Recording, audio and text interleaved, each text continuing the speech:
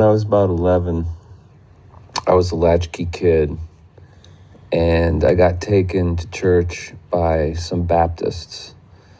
Kid at my school invited me to go to church with his family, and they went to what I would call a Southern Baptist church. I don't know if it actually was, but that's what it seemed like. But this was in a part of the country where there weren't many Baptists, where mostly people were Catholic, or some more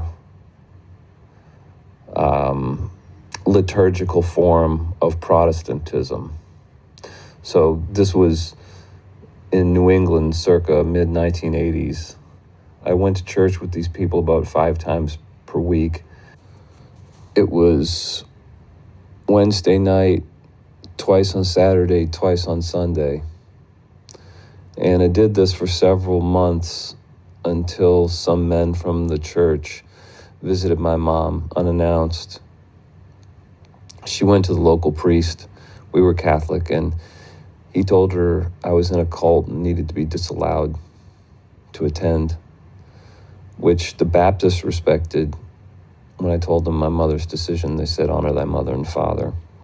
I harbor no resentment over the matter, so I don't feel like I'm speaking ill of my mother by saying what happened.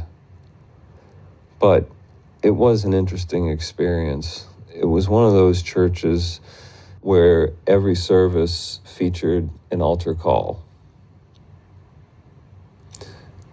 There was somebody who needed to come up, somebody whose heart was being moved by the Spirit. It was all about getting people saved, about getting people to say the sinner's prayer. One memory I have from all this is the big stacks of Jack Chick tracts they would have available in the narthex. These things were extremely entertaining to an 11-year-old kid. There were ones that had demons that basically looked like ghosts with horns, and they were getting teenagers to do bad things and maybe get themselves killed so they'd go to hell. And all kinds of, it was like the screw tape letters, or nefarious kind of before all that. Well, I guess the screw tape letters predates, so maybe Jack Chick was influenced by them, but there was more than one Jack Chick tract that portrayed the world as being ruled by the types of people who got filmed by that InfoWars guy in the Redwoods. He had a distinctive style of art, and he portrayed these nefarious groups of people as like supervillains. Among these Baptists, the devil was active in the material realm, in their opinions, and they talked about it a lot. Like, any technical difficulties were going to be attributed to the prince of the power of the air, or the power of the prince of the air, whatever. What's ironic to me is, in hindsight, that is all the talk of the devil really made me feel like the devil was all around me. It made me feel superstitious and scared. In hindsight, it makes me understand how a small community could fall into some type of like hysteria, like witch trials. Strange things have happened through history. Large groups of people have acted either strangely or atrociously over some beliefs about the supernatural. I do think a lot of cryptid stories come out of that. Belief is an extremely powerful thing. Collective Dismal recently did a video wherein he touched on the mind's projection of the sense data into a reality. So if you believe that something is a certain thing, your mind can conjure that thing. Your mind can fill in the gaps.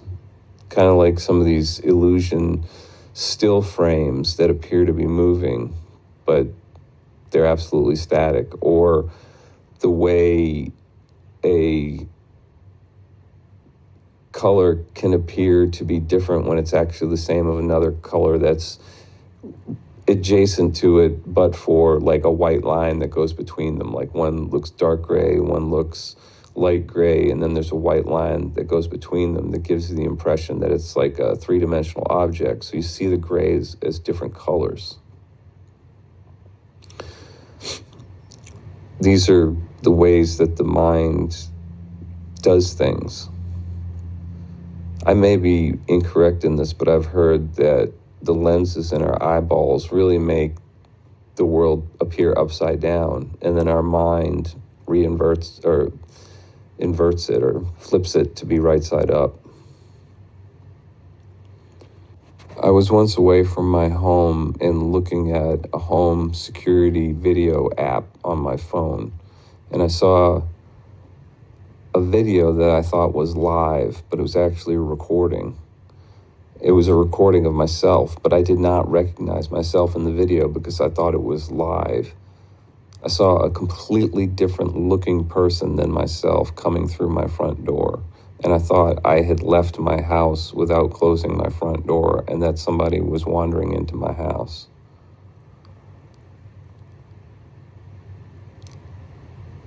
When I realized it was me, I was amazed at how I didn't recognize myself.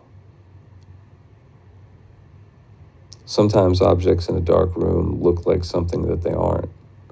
And if you believe the wrong idea about it, your mind can make it into that thing. A misinterpretation of reality can have consequences. It can generate a strong reaction.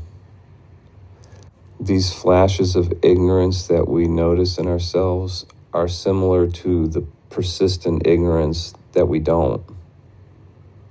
The ignorance that gives thought debris the ability to devour and transmute our emotional energy.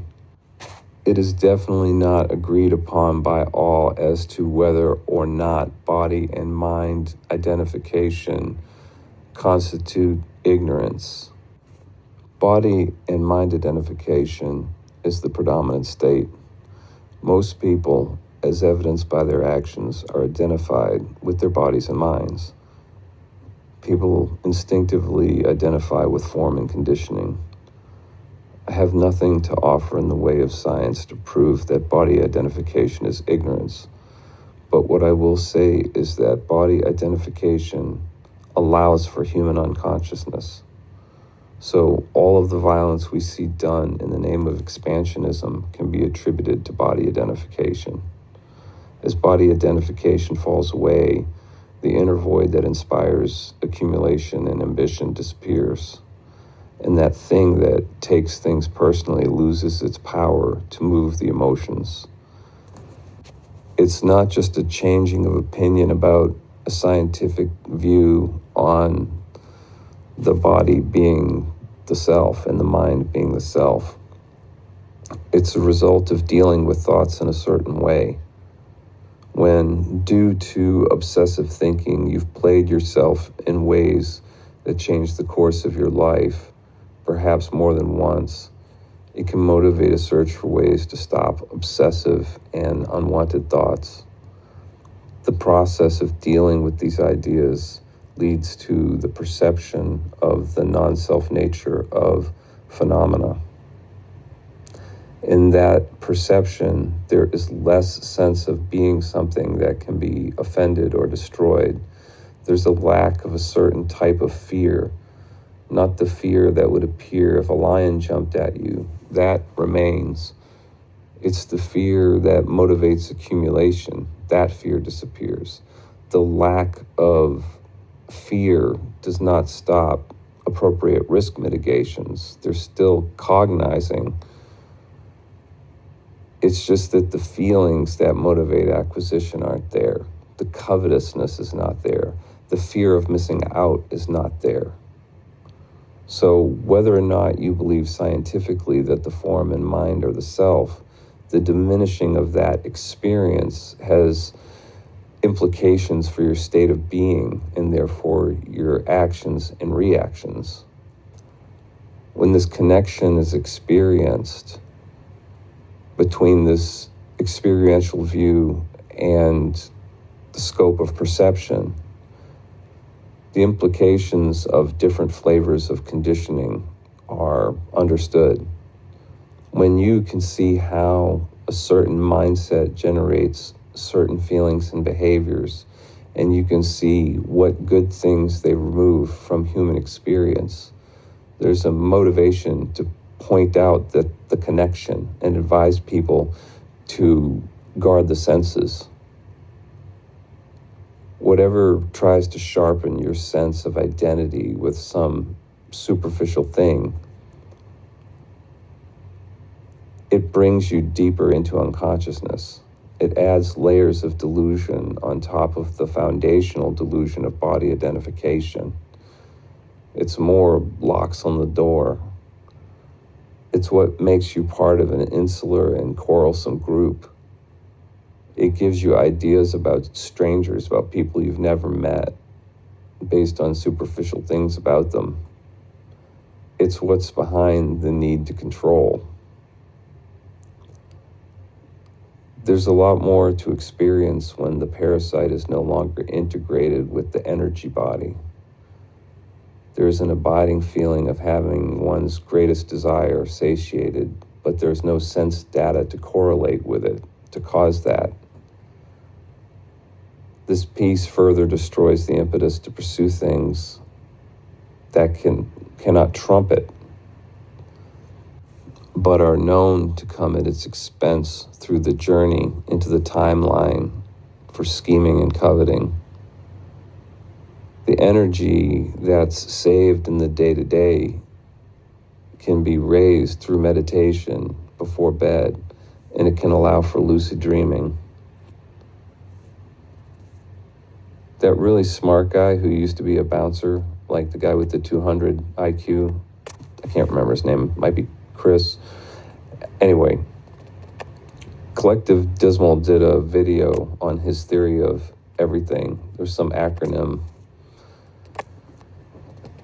I think it was a CMTU, something like that. It was like a conscious theory, basically like the universe is like a mind. It kind of is almost like a Lovecraftian thing. There was, I think his universe was basically the dream of some sleeping, demented god. Anyway, I saw some claim attributed to him saying that he's conscious both in waking in and sleeping. And that wouldn't surprise me. I believe Ramana Maharshi was the same. As you become more conscious, you may have more vivid dreams and a greater chance of being lucid in them. Carlos Castaneda described this as the dreaming path of astral exploration. If there's less self-importance and less use of energy through rumination, it has you walking around with little self-concept during the day. So in addition to having more energy or less energy used up through rumination, you're viewing the world less through the lens of conditioning. When you're in a dream, you're viewing conditioning more as a world than through a lens of conditioning. You're more of a disembodied awareness. When the waking world is viewed as through the eyes of a disembodied awareness, it means there's less change. There's less of a difference between waking and dreaming in terms of who you take yourself to be. It's hard to remember who you are in a dream. It's possible that your dreams may also be vivid and that they recreate the surroundings where you fell asleep, but you'll notice some difference, like spotting an AI picture versus a real one. One time I dreamed that I was walking in my room, and when I walked into the bathroom, I saw that the toilet was gone. There was just a hole where it should have been. I knew I was in a dream. Other times I've looked in the mirror and seen nobody or somebody who wasn't me, and then I knew it was a dream. Or I'm walking in my neighborhood and I notice that the houses are different, or something unnatural appears and I realize it's a dream. The self that human institutions want to cultivate in you is one that does not sense as much as it could. Being present in the mundane seems to yield no bounty, but you do not know what you do not know, and that applies to experience as well.